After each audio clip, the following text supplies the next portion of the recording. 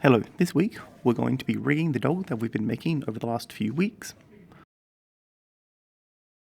Start off by adding a new bone, and then under the Data tab, Viewport Display, we're going to turn on In Front. Next, we're going to hop into Edit Mode, and we're going to lay this bone flat along the ground, duplicate it, and then we're going to move it up to become our dog's spine. And then we can extrude it out and make a neck bone. Then the head, we can copy the head down to make a jaw, making sure that it is parented to the original head bone. Lastly, off the spine, we can extrude another bone out to form our tail. Now we can name each bone. The tail and neck will have .001 added to them, so that when we can subdivide them, each bone will be named correctly.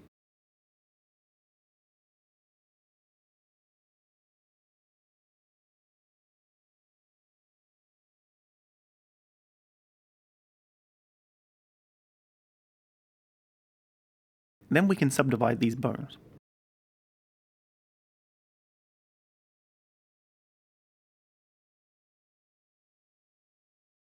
We can move them so that they're more centered to our mesh.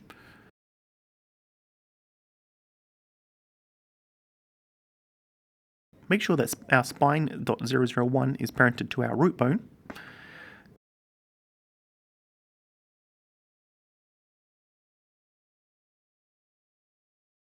Now we can extrude out our hip bones and call this hip.l.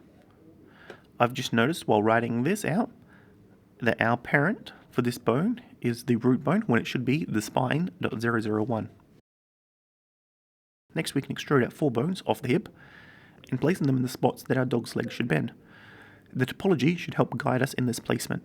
Now we can see each of these bones are rotated oddly, so let's go under the Data tab and turn on Axes. If you look at the other bones, we can see that the other bone's x-axis is facing us. So let's change the roll so that the x is facing us. For me, this means setting the bone's roll to -180.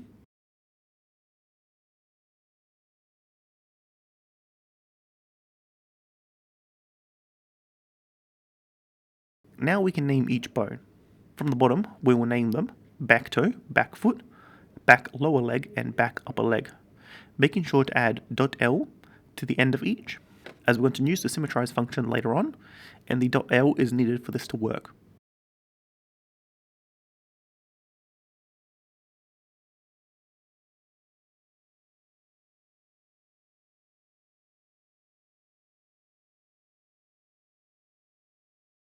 Next is the front legs. We're going to do the same. We're going to need to extrude out a bone, set its roll, and rename them. The names will be the same as the back legs, just swap back for front and hip for shoulder.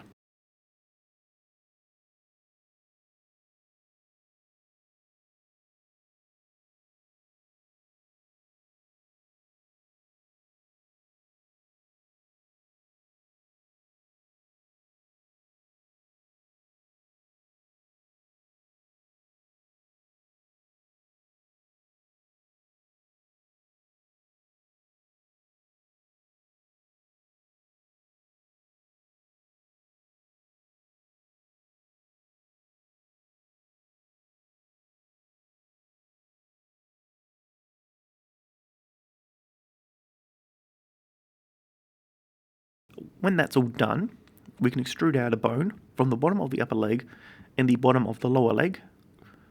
We'll clear these parents and uncheck deformation. These bones should be called pole.l and ikbackheel.l. And make sure the pole is slightly away from the knee.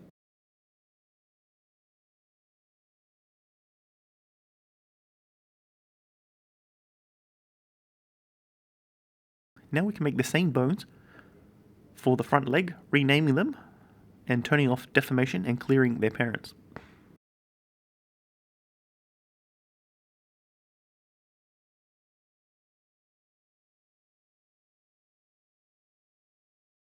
Next, in pose mode, on the front lower leg, we're going to add a bone constraint of the type IK.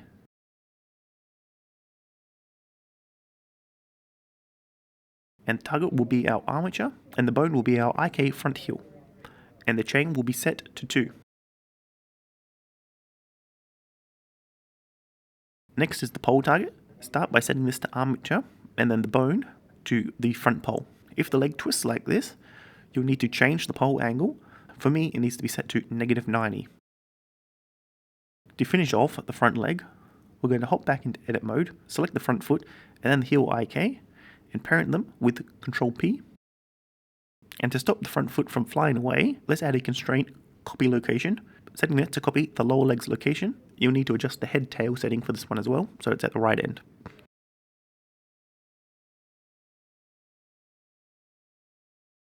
Now we're going to need to do the same stuff for the back leg, so let's just zip through that.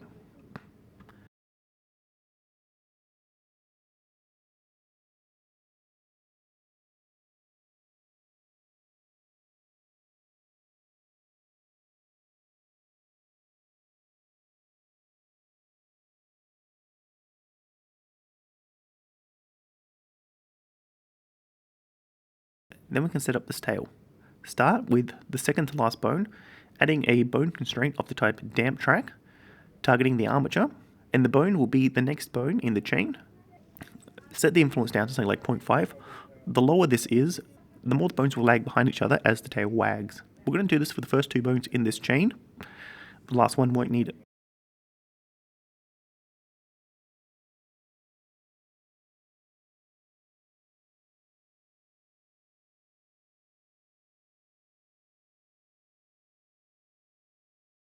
Now we can go into edit mode and select everything and symmetrize it.